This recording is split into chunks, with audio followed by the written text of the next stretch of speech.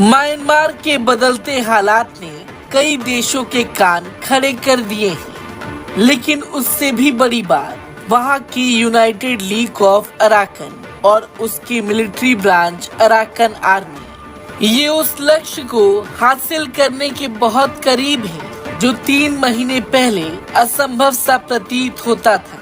ये लक्ष्य है स्वतंत्रता हासिल करने का, एक स्वतंत्र देश बनाने का।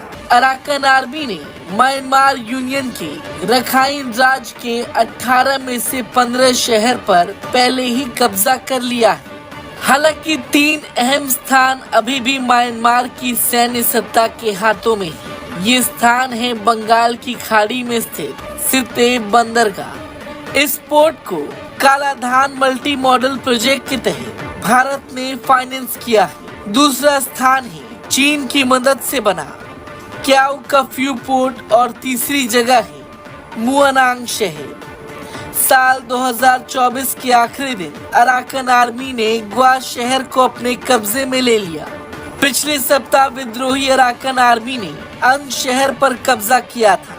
इस शहर के रणनीतिक महत्व का अंदाजा इसी बात से लगाया जा सकता है कि अन पश्चिमी मिलिट्री के क्षेत्रीय कमांड का मुख्यालय है।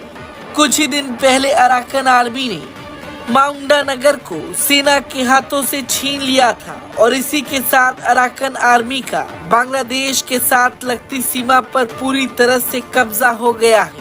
यदि ये विद्रोही गुट पूरे रखाइन प्रांत पर कब्जा करने और स्वतंत्रता की घोषणा करने में सफल हो जाते हैं तो ये 1971 में बांग्लादेश के जन्म के बाद एशिया में पहला सफल अलगाववादी आंदोलन होगा।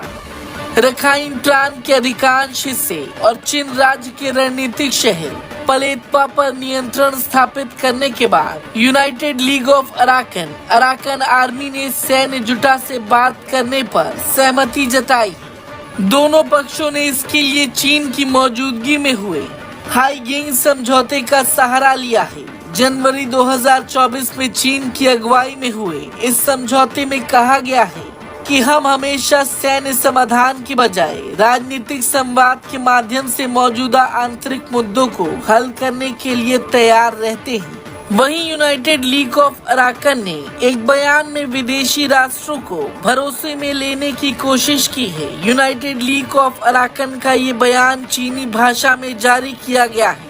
इसमें यूएलए ने कहा है कि वो रखाइन राज्य में विदेशी निवेश यानी कि भारत और चीन के निवेश की रक्षा करेगा। पीपल्स रिपब्लिक ऑफ चाइना के सक्रिय नेतृत्व की सराहना करते हुए अराकन आर्मी ने कहा है कि अराकन पीपल्स रिवॉल्यूशनरी सरकार सभी विदेशी निवेशों का स्वागत करती है और उन्हें मान्यता देती है जो अराकन क्षेत्र को लाभ पहुंचाएंगे और इसके विकास और प्रगति में सहायता करेंगे। अराकन आर्मी ने कहा कि सरकार निवेश गतिविधियों, परियोजनाओं और व्यवसाय में शामिल लोगों की सुरक्षा सुनिश्चित करने के लिए विशेष ध्यान रखेगी। अराकन आर्मी का ये बयान इस संगठन के सीनियर सैन्य नेताओं और भारत और चीन के शीर्ष सुरक्षा अधिकारियों की गुप्त मीटिंग के बाद आया है। लेकिन अभी तक ये साफ नहीं है कि क्या United league of Arakan army Sittwe और क्याओकफ्यू पर कब्जा करने के लिए सीधे आक्रमण शुरू करेगी या चीनी और भारतीय प्रतिक्रियाओं का आकलन करने के लिए इंतजार करेगी। क्योंकि अगर देखा जाए तो एशिया और पश्चिमी दुनिया दोनों ही महादेशों के महत्वपूर्ण देशों की मान्यता के बिना यूनाइटेड लीग ऑफ अराकन की स्वतंत्र राज्य बनाने का उद्देश्य पूरा नहीं हो पाएगा। हालांकि म्यांमार की सरकार से आजादी की लड़ाई में 2 और संगठन शामिल हैं। इन तीनों को मिलाकर 3 ब्रदरहुड अलायंस कहते हैं। अराकन आर्मी के अलावा the Taang National Liberation Army और Myanmar National Democratic Alliance Army भी अब म्यांमार की मिलिट्री जुटा से राजनीतिक संवाद शुरू करने को तैयार हो गए हैं।